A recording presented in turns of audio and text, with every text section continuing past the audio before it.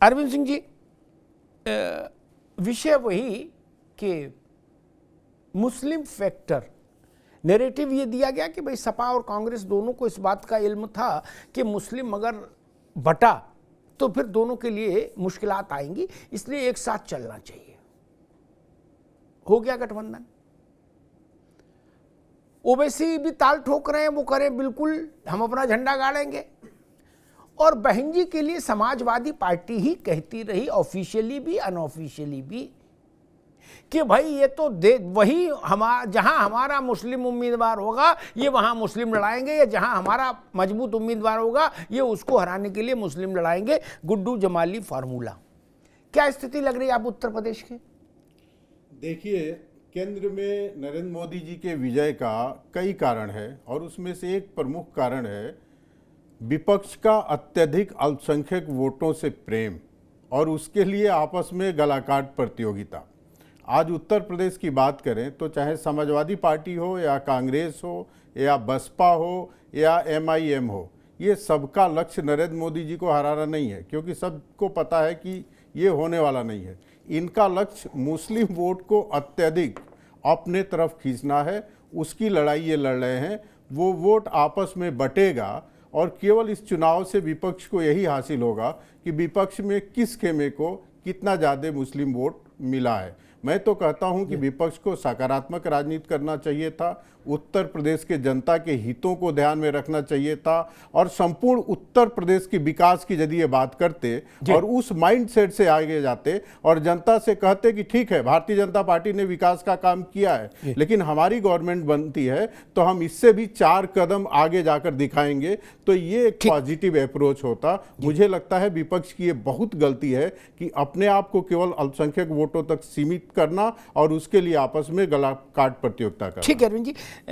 अरविंद जी ने विकास की बात की और विकास श्रीवास्तव जी हमारे साथ जुड़ गए। विकास जी का बहुत बहुत स्वागत, कांग्रेस के प्रवक्ता। तारिक खान साहब, बहुत प्रैक्टिकल होके हम लोग, क्योंकि राजनीति से ज्यादा प्रैक्टिकल चीज तो कोई भी नहीं, इतनी निष्ठुर और इतनी व्यवहारिक चीज दूसरी दुनिया में कोई नहीं जितनी सियासत, और वो भी चुनावी सियासत। गुड्डू जमाली फार्मूला एग्जिस्ट करता है, उसने अपना सबूत दे दिया, लिखित पढ़त में सबूत आ गया, उससे तो गए। दूसरी तरफ ये अपने ओसामा नदवी साहब, इनकी पार्टी, वो गुड्डू जमाली टाइप की मजबूत नहीं है, लेकिन तो जहां जहां कुछ कर सकते वहां के लिए तो वो कमर कस के आए हैं। अभी 2022 का पिछला चुनाव, उसमें मुस्लिम वोटों का सर्वाधिक घनत्व इतिहास में इतना एक साथ कभी किसी पार्टी को नहीं मिला जितना समाजवादी पार्टी को मिला, लगभग 82%। ठीक, विधानसभा में अब अलायंस हो गया। आप कैसे देख रहे हैं ये जो BSP और ओवैसी की पार्टी की भूमिका? तारिक खान। गुड्डू जमाली फार्मूला जी अच्छा, गुड्डू जमाली 5, 7, 10 साल में गुड्डू जमाली जैसा चुनाव एक हो जाना चाहिए। और क्यों होना चाहिए, समझने वाले समझ गए क्यों होना चाहिए। सबक मिल जाता है, बढ़िया सबक मिल गया गुड्डू जमाली से, बढ़िया। अभी बोल रहे थे शायद राजनीतिक विश्लेषक साहब की सिर्फ माइनॉरिटी मुसलमान वोटों के प्रति हम लोग सब लोग लगे हुए हैं। ठीक है, कांग्रेस ने 51 में पहला चुनाव हुआ, 5-6 बार सरकार बनाई सिर्फ मुसलमानों के वोट से, और किसी ने कांग्रेस को वोट नहीं दिया, मान लेते हैं। समाजवादी पार्टी को 22% वोट मिला, 26% वोट मिला, फिर 36% वोट सिर्फ मुसलमानों का, मगर मुसलमान तो 13-14%। बाकी लोग कौन है? अच्छा, बाकी लोग क्या है? बाकी वोट नेपाल से आ रहा है, बाकी बर्मा, बांग्लादेश, नेपाल, श्रीलंका, यहां के लोग समाजवादी पार्टी को वोट दे रहे हैं।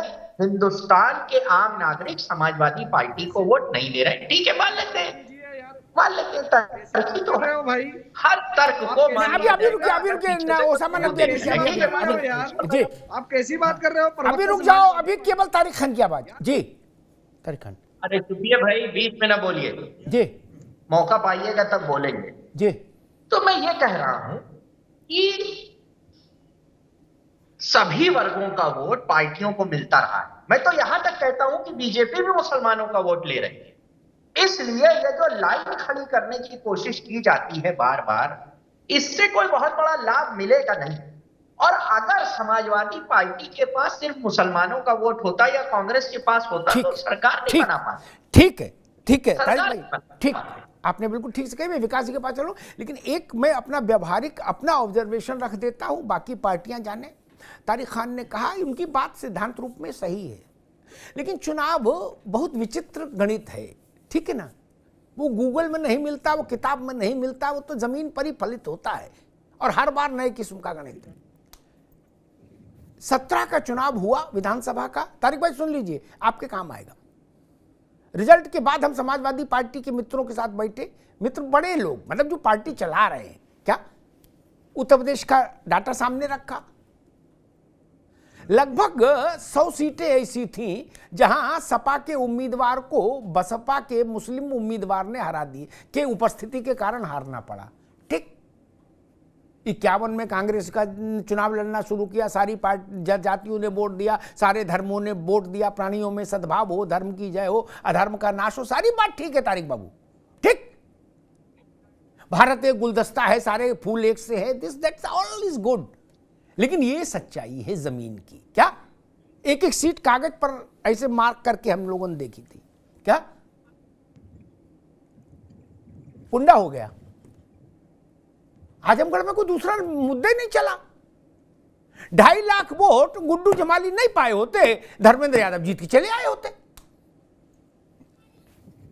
इसलिए इतना सरलीकरण ठीक नहीं। ये अगर मैंने विषय रखा है तो इसके पीछे कोई तर्क होगा। खैर, विकास श्रीवास्तव जी, मैं शुरुआत में कह रहा था विषय ज़्यादा गंभीर ना हो जाए, इसलिए एक रोचक प्रसंग ले आऊँ। तारिक भाई से भी पूछना, लेकिन भूल गया। सियासत बड़ी विचित्र चीज़ है दोस्त। कब किसको दोस्त बनाना पड़े, कब किसको दुश्मन, पता ही नहीं लगता। कब किसको माला डालनी, कब किसके कंटाप मारना, यही समझ नहीं आता। माला के समय कंटाप मार दो, कंटाप के समय माला डाल दो तो उल्टा हो जाए। अखिलेश यादव से तू मैं करके अभी स्वामी मौर्य निकले हैं, 72 घंटे नहीं हुए। अब वो सोचे कोई कांग्रेस के साथ निकल लेंगे, हम भी अपना बस में चढ़ जाएंगे, देखेंगे आगे कहां तक जाते हैं, बड़ी पार्टी है। तब तक कांग्रेस ने अखिलेश भैया से झप्पी पाली, क्या बोले भैया जिंदाबाद। अब मौर्य, लेकिन मौर्य भी मौर्य है। आज उन्होंने मंच से एक रोचक प्रस्तुति दे दी। उन्होंने अपनी पार्टी बनाई है, तारिक खान, उस पार्टी का नाम पता है उनको? उस पार्टी का नाम रखा RSSP। पी हटा दो तो RSS है, क्या? अब लाए ढूंढ के मौर्य जी। तो उनने पूछा तो उनने कहा, मौर्य जी ने, विकास भाई यही प्रश्न है, उन्होंने कहा हमारा गठबंधन कांग्रेस के साथ है। बोले कांग्रेस से बात कर ली? बोले नहीं करेंगे, उन्हीं से सीट एडजस्टमेंट करेंगे हम। अब ऐसा तो मामला बड़ा गड़बड़ हो जाएगा, तो गल्लूगारा हो जाएगा। अभी वो अखिलेश यादव को खरी खोटी सुना के आए हैं, क्या कैसे बड़ा विचित्रताएं पैदा हो रही है विकास जी। नहीं, पल्लवी पटेल तो चलो उधर वापस चलेगी, वो आपको आई थी, माला आला दी, लेकिन वो समझ गई कि गलत नंबर डायल हो गया, तो वो वापस आ गई। वो कह रही है अखिलेश भैया हमारे बड़े भैया है, कोई दिक्कत नहीं, डिम्पल भाभी है, परिवार का मामला है। लेकिन मौर्य जी तो काफी आगे निकल गए। अब क्या स्थिति बनेगी विकास जी? देखिए अमिताभ जी, मौजूदा 10 वर्षों में, एक दशक से जो राजनीति का रूप देखने को मिला है, और जिन लोगों से इस देश के लोगों की लड़ाई है, मैं बोल रहा हूं देश के लोगों की लड़ाई, और इस देश के लोगों ने ही राजनीतिक दलों को अस्तित्व में लाया है, चाहे वो कांग्रेस हो, चाहे वो समाजवादी पार्टी हो।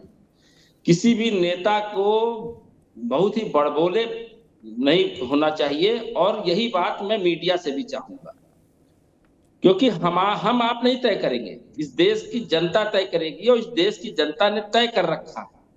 और जिस एजेंडे पर ये देश को ले जाया जा रहा है, भारत के संविधान के खिलाफ और लोकतंत्र के खिलाफ ये बात जा रही है।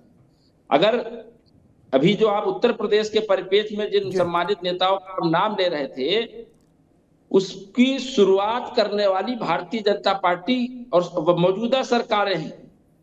चाहे आप बिहार का एपिसोड ले लीजिए, मैं किसी विषय को बड़ा लंबा नहीं करना चाहता।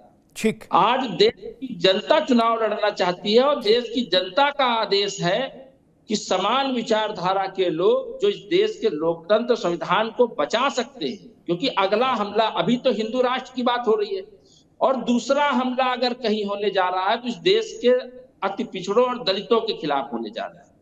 हम चुनाव हारे या जीते, परिणाम कुछ भी हो, पर इस देश के दलितों और अल्पसंख्यकों के खिलाफ जो षड्यंत्र भारतीय जनता पार्टी और मोदी सरकार कर रही है, उसके लिए हमको आपसी मतभेद बुलाकर कोई दो विचारधारा की लड़ाई में हम लोग एक हैं। बिल्कुल, दो नेताओं में विवाद हो पर विचार ठीक है। विकास जी बिल्कुल बड़ी अच्छी बात कही आपने, सब एक है और एक साथ चलेंगे, ठीक बात है। मैं मुफ्ती साहब के पास चलूं और फिर एहसन सिंह साहब, उससे पहले एक बात कह दूं हमेशा के लिए।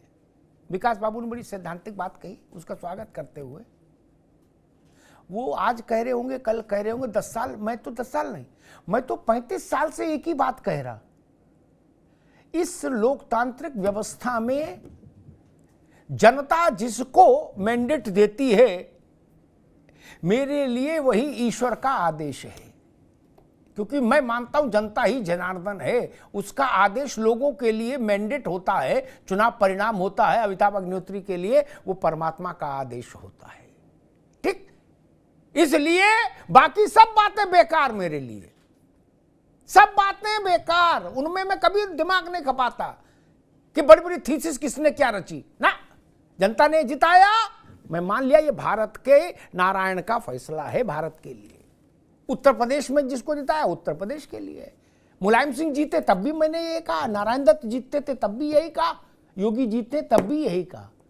मेरी साथ बस मुश्किल ये है कि मैं ये भेदभाव नहीं कर सकता कि मैं जिसको चाहूं वो जीते तो फैसला नारायण का, और मेरी जिससे ऐसी हो कुट्टी हो वो जीत जाए तो कह दे दलितों पर अत्याचार, संविधान खतरे में, लोकतंत्र खतरे में। मैं ये सब नहीं करता। मेरे लिए फैसला हर वक्त सिरमाते यूं। मेरे में विकास श्रीवास्तव में यही अंतर है। क्या अखिलेश यादव जीते मैं उतना ही स्वागत करूंगा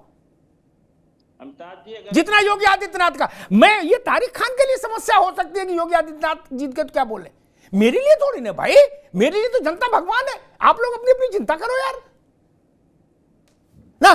जनता के जनादेश में दलित भी है, पिछड़ा भी है, अगड़ा भी है, पसमानदा भी है, मुसलमान भी है, क्रिश्चियन भी है, सब है। ठीक, इसलिए उसके बाद हम किसी की थ्योरी नहीं मानते, सब बातें फर्जी। जनादेश आ जाए, समझ सिर झुका के उसको स्वीकार करिए। ठीक है, अभी नहीं, दोबारा में अभी नहीं आएंगे। आप मेरी बहस का तरीका जानते हो यार। अब दोबारा में आपको अवसर मिलेगा तब उसको बात को कहिएगा। मुफ्ती ओसामा नदवी, मैं अभी ओवैसी साहब को सुन रहा था, वो भी शेरवानी बिल्कुल नई सिलवा के आ गए मैदान में, कह रहे हैं कि ना ईंट से ईंट बजा दूंगा। अब वो तर्क ये दे रहे हैं कि भाई जब सारे मुसलमान एक बार वोट देख लिए, जोर लगा के हई शाह है, और जोर नहीं लगा तो बोले फिर तो हमको ही हैदराबाद से आना पड़ेगा भाईजान। ओसामा नदवी साहब, क्या है मसला उत्तर प्रदेश का? सर, उत्तर प्रदेश का मसला ये है कि उत्तर प्रदेश के अंदर जी इन तमाम राजनीतिक पार्टियों ने, चाहे समाजवादी पार्टी हो या कांग्रेस पार्टी हो, इन पार्टियों ने हमेशा मुसलमानों का वोट तो लिया है, लेकिन मुसलमानों को हिस्सेदारी और साझेदारी इन लोगों ने कभी नहीं दी है। 2014 से हम शुरुआत करते हैं कि 2014 में इन लोगों ने मुसलमानों को बहलाया, फुसलाया, डराया और कहा कि हम नरेंद्र मोदी को रोकेंगे, आप हमें वोट दे दीजिए। मुसलमान लग गए, अंधे होकर लग गए, पीछे लग गए, और जिस तरह से लगे उसके साथ लगे, और इतने शानदार तरीके से लगे कि अपना सब कुछ नुकसान कर लिया, और ये लोग नरेंद्र मोदी को उत्तर प्रदेश में रोकने से नाकाम साबित हुए। उसके बाद सर दूसरा चुनाव हुआ विधानसभा का 2017 का। 2017 में 2 लड़कों की जोड़ी बनी, 2 लड़कों ने चुनाव लड़ा उत्तर प्रदेश के अंदर, राहुल जी और अखिलेश जी। इन दोनों लड़कों ने ऐसी मट्टी पलीत कराई इन दोनों लड़कों ने मिलके कि एक के हाथ से सत्ता गई और दूसरे के हाथ से पार्टी गई। वहां पर मुसलमानों ने खूब जोरदार तरीके से इनको 2017 में वोट किया। 2017 के बाद ये नाकाम हुए, 2019 में फिर वोट मांगने आ गए और अब के लड़के को छोड़े बुआ को पकड़ लाए, बुआ के साथ मिलकर चुनाव लड़े, फिर कहा कि हम रोकेंगे और कहा कि इस बार तो मोदी जी को सत्ता में आने ही नहीं देंगे। मुसलमानों ने इन पे जी हुआ क्या? हुआ यही कि फिर से ये लोग नरेंद्र मोदी को रोकने में नाकाम साबित हुए। नहीं, नाकाम साबित नहीं हुए। 200 उनकी सीटें और बढ़ गई, 303 हो गई, नाकाम नहीं हुए। हाँ, वो विटामिन का डबल डोज ले लिए। अरे रोक नहीं पाए। हाँ। 2022 के अंदर क्या हुआ? 2022 के अंदर इन लोगों ने कहा कि बस सैफई में सरकार बनने वाली है, इटावा में सरकार बनने वाली है, कासगंज में सरकार बनने वाली है, लखनऊ में सफाई होने लगी है और बस अब अखिलेश यादव शपथ लेने वाले हैं, भाभी जी भी शपथ लेंगी, सब मिलके। इन लोगों की नाकामी ये साबित हुई कि योगी आदित्यनाथ फिर से उत्तर प्रदेश के मुख्यमंत्री बन गए। ये लोग रोकने में नाकाम हो गए। अरे भाई, तुम किसको रोकना चाहते हो? तुमसे तुम्हारी भौजाई नहीं रुक पाती, तुमसे तुम्हारे चच्चा नहीं रुक पाते, तुम मुसलमानों के वोट पे ठेकेदारी करना चाहते हो। अब मैं जहां अमिताभ जी, मैं आपसे बहुत सच बता दे रहा हूं कि इनके सारे जितने गठबंधन हैं, इनके जितने सहयोगी हैं, सब इनको छोड़ के जा रहे हैं। चवन्नी छाप नेता सब इनके पास से भाग रहे हैं, जो अपने आप को, जब कभी उनके ऊपर लाठी पड़ती थी, सबसे पहले उनको बचाने के लिए कोई मुसलमान नेता ही अपनी पीठ आगे करता था, वो लोग इनको छोड़ के चले गए। तो अब मुसलमानों ने एक मन बना लिया है। मैं लेके सहारनपुर से गोरखपुर तक जाता हूं। जो आदमी बोलता है वो कहता है हमारी तरफ के लिए मन बना लिया जनता ने। जनता के कितने मन है? नहीं। कांग्रेस विकास जी कह रहे जनता ने मन बना लिया, तारिक खान कह रहे जनता ने, आप कह रहे जनता ने, और एहसन सिंह भी कह रहे समाजवादी कांग्रेस को क्यों वोट करें? आप सुनिए अमिताभ जी, आप सुनिए, इन लोगों ने पीडीए निकाला है। पीडीए में भी ए जो है वो सबसे आखिर में आ रहा है। आप देखिए, पीडीए में भी ए सबसे आखिर में लगा है। आप भी गजब करे हो। अब क्या ए आगे कर दे उससे कोई फर्क पड़ेगा? और लगाइए, ए आगे लगाइए। आपने एमएलसी के लिए कैंडिडेट घोषित किए। अच्छा चलो, मैं सुझाव दूंगा एपीडी कर दो, उससे देखें क्या फर्क पड़ जाएगा।